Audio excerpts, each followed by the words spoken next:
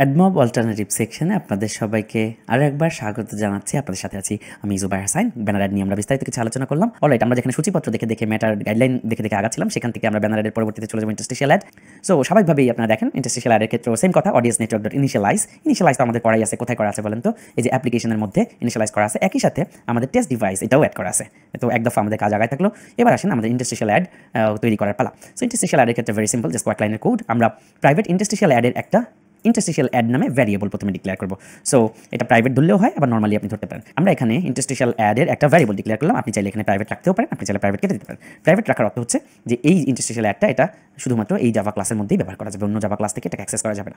Alright, so private interstitial ad এটার নাম দিলাম। আমরা জানি যে ভ্যারিয়েবলকে ইন্টারস্টিশিয়াল অ্যাডকে যখন আমি ভ্যারিয়েবল ডিক্লেয়ার করেছি, অফকোর্স এখন আমাদের প্রধান কাজ এটাকে পরিচয় করিয়ে দেওয়া। সো পরিচয় করিয়ে দেওয়ার জন্য আমরা দেখতে পাচ্ছি interstitial ad equal to new interstitial add.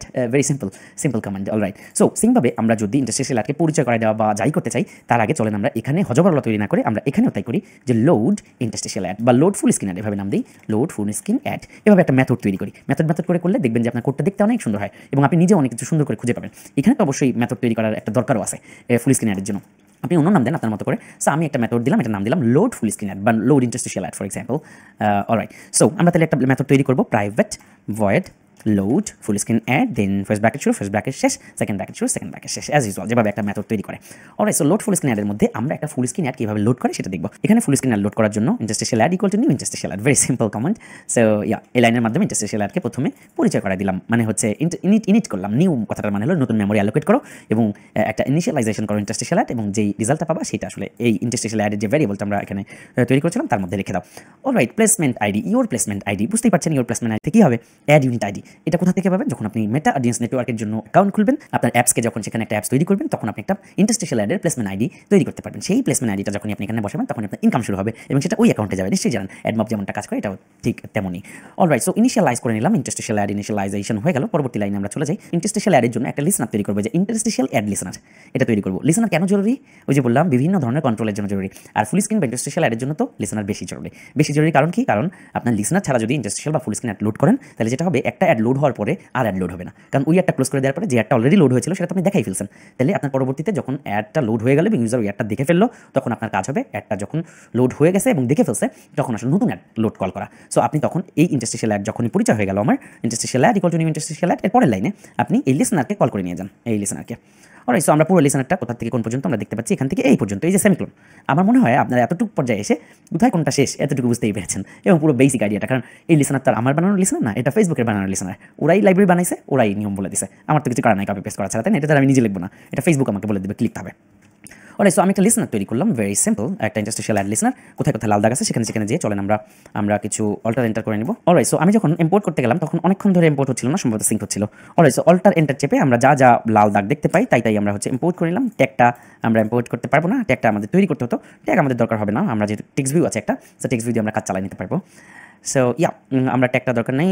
Alright, so আপনারা দেখেন যে লিসনারের আইডিয়া তো আপনারা ব্যানার থেকেই জানলেন, এখানে নতুন করে আলোচনা করার কিছু নাই। এটা হচ্ছে একটা লিসনার তৈরি করলাম যার নাম দিলাম ইন্টারস্টিশিয়াল অ্যাড লিসনার। এই অ্যাড লিসনারের কিছু মেথড আছে, হ্যাঁ, এটাকে বলে ওভাররাইড ইমপ্লিমেন্টেড মেথড। তার মানে এটা বাই ডিফল্ট লিসনারের সাথে তৈরি করা থাকে। So on interstitial ad displayed, এটা কখন কল হয়? নিশ্চয়ই যখন interstitial ad displayed already display হয়ে গেছে। সো আমি যদি এটাকে লগেও দিতে পারেন, আপনি চাইলে এটাকে করতে পারেন। যাই হোক, এই ট্যাগটা যদি আপনি তৈরি করতে চান, এই ট্যাগ এখানে মূলত একটা স্ট্রিং বসবে। হ্যাঁ, এখানে ট্যাগ না দিয়ে আপনি এভাবে দিতে পারেন, হ্যালো ফর এক্সাম্পল, অথবা ইন্টারস্টিশিয়াল অ্যাড বা ফুল স্ক্রিন অ্যাড, এভাবে আপনি যে কোনো কিছু দিতে পারেন।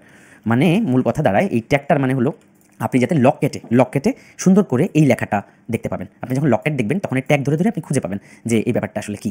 আমরা যদি একটা ট্যাগ তৈরি করি এখানে, তাহলে আমরা এভাবে করতে পারি, পাবলিক স্ট্যাটিক ফাইনাল স্ট্রিং বড় হাতের স্ট্রিং ট্যাগ ইকুয়াল টু কিছু একটা আপনার মন যাচ্ছে। ফর এক্সাম্পল এখানে ট্যাগ হচ্ছে অ্যাড অথবা ফুল স্ক্রিন অ্যাড, কিছু একটা দিলেন আপনি, full screen ad. Alright, so এইভাবে দিলে আসলে পরে মনে থাকে না। সবচেয়ে ভালো হয় এই ট্যাগ বাদ দিয়ে এখানে আপনি আপনার জন্য এই যে জিনিসটা ফুল স্ক্রিন অ্যাডের জন্য এখানে সেই ধরনের ক্লু ইউজ করেন, যাতে আপনি লক ক্যাট থেকে খুব ইজিলি, লক ক্যাট থেকে যখন খুঁজবেন তখন ইজিলি আপনি ট্যাগ ধরে ডাক দিতে পারবেন বা ফাইন্ড করতে পারবেন, খুঁজে পাবেন আর কি। আমরা এখানে যা আছে থাকুক, আপনারা নিশ্চয়ই বুঝে গেছেন যে এই মেথডটা কল হয় হচ্ছে on interstitial ad display call হয় যখন অ্যাডটা ডিসপ্লে হয়। অন ইন্টারস্টিশিয়াল অ্যাড ডিসমিসড এটা কখন কল হয়? যখন ফুল স্ক্রিন অ্যাডটা আমার ফোনের মধ্যে ওঠার পরে ইউজার যখন অ্যাডটা দেখে বা ইন্টারাক্ট করার পরে ক্লোজ করে দেয়, তখন হচ্ছে অন ইন্টারস্টিশিয়াল অ্যাড ডিসমিসড এটা কল হয়। অন এরর কখন কল হয়? যখন অ্যাডটায় কোনো এরর হয়, লোড হইতে কোনো ঝামেলা হয়, বরাবর কোনো ধরনের এরর হলে সেটা এররে আসে। অন অ্যাড লোডেড কখন কল হয়? যখন অ্যাডটা লোড হয়ে গেছে, ইন্টারস্টিশিয়াল অ্যাড বা ফুল স্ক্রিন অ্যাডটা ব্যাকএন্ডে লোড হয়ে গেছে, তখন এই মেথডটা কল হয়। এবং আমরা দেখতে পাচ্ছি এখান থেকে কপি পেস্ট করলে ইন্টারস্টিশিয়াল অ্যাড ডট শো এটা কখনই করা যাবে না। অ্যাড লোড হয়ে গেলেই কি অ্যাড শো করবে? না, আমরা অ্যাড নিজেরা শো করাবো। এই লাইনটা আমরা কেটে দিব। অন অ্যাড লোডের মধ্যে এই যে এই লাইনটা বাই ডিফল্ট আমি কপি করে এনেছি, তো এখানে কিন্তু ছিল এই ম্যাটার এখানে। সো আমরা প্রত্যেকটার মধ্যে দিয়ে শো করবো। ইন্টারস্টিশিয়াল অ্যাড ডট শো এটা আমরা শো করবো না, বিকজ অ্যাড লোড হয়ে গেলেই শো হোক এটা তো আমরা চাই না। আমরা নিজেরা শো করাবো, তাই না? একটা বাটনে ক্লিক করলে অথবা কোনো একটা নির্দিষ্ট আমাদের অ্যাপসের কোথায় অ্যাড শো করবে এটা তো আমরা পরে ডিসাইড করবো, বাট অবশ্যই অ্যাড লোড হয়ে যাওয়ার সাথে সাথে না। সো অন অ্যাড ক্লিক কখন কল হয়? যখন অ্যাডে ক্লিক হয়। এই তো মানে বেসিক বিষয়গুলো। তাহলে আমরা কি করলাম? ইন্টারস্টিশিয়াল অ্যাডকে প্রথমে পরিচয় করাই দিলাম, এরপর একটা লিসনার নিলাম, এবার লোড অ্যাডকে কল করতে হবে।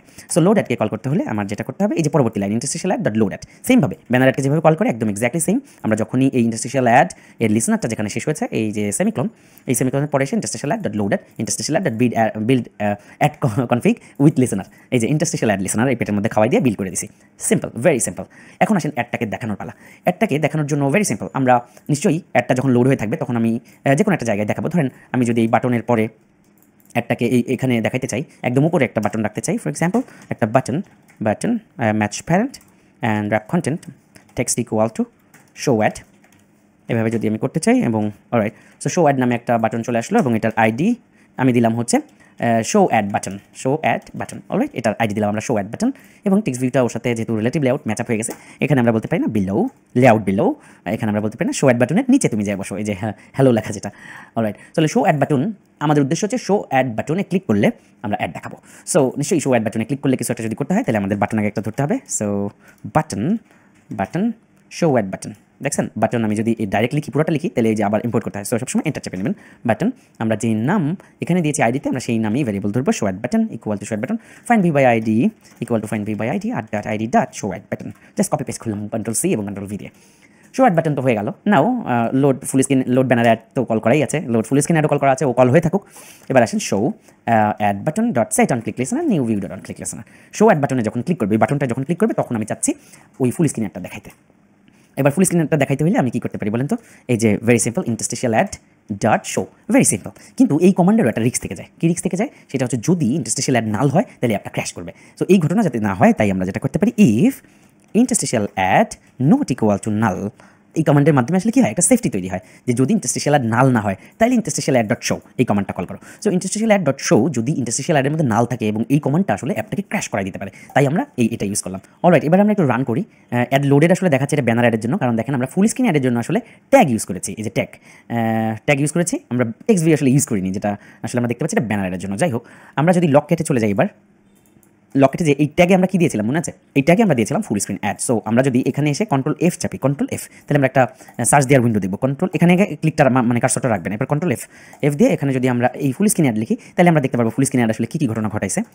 এই যে দেখেন, এটা আগেরটা আমরা যদি দাঁড়ান এটাকে ক্লিয়ার করে দিই, একদম ক্লিয়ার লকেট ক্লিয়ার করে আবার একটু রান করে দেখি, আপনাদেরকে দেখাই। সো লক কেটে যাচ্ছি, ক্লিয়ার লক কেটে যাচ্ছি, সরি ভুল করে ফেললাম। আমরা আবার একটু রান করব। রান করে আমরা যেটা করব সেটা হচ্ছে লক কেটে চলে যাব। লক কেটে যে আমরা এখানে যে কন্ট্রোল এফ চাপ দিব, কন্ট্রোল এফ চাপ দিয়ে আমরা এই যে ফুল স্ক্রিন অ্যাড এই কথাটাকে কপি করে এখানে বসাবো। এই যে ফুল স্ক্রিন অ্যাড ট্যাগে আমাদের এখানে অলরেডি দেখাচ্ছে যেটা লোডেড, মানে ট্যাগে আমরা আসলে দেখতে পাচ্ছি। সো এটা যেহেতু লোড হয়ে গেছে, সো আমরা শো অ্যাডে ক্লিক করবো এবং শো অ্যাডে ক্লিক করলে আমরা দেখতে পারবো অ্যাডটা আসলে ডিসপ্লে হয়ে গেছে। Very simple. বাট এখানে একটা প্রবলেম অ্যারাইজ হবে, সেটা হচ্ছে আমি যখন অ্যাডটাকে কেটে দিয়ে আমি পুনরায় যখন আবার শো অ্যাডে ক্লিক করবো আসলে অ্যাপটা ক্র্যাশ করবে। সো আমরা পরবর্তী লেকচারে এই প্রবলেমটা নিয়ে আলোচনা করবো।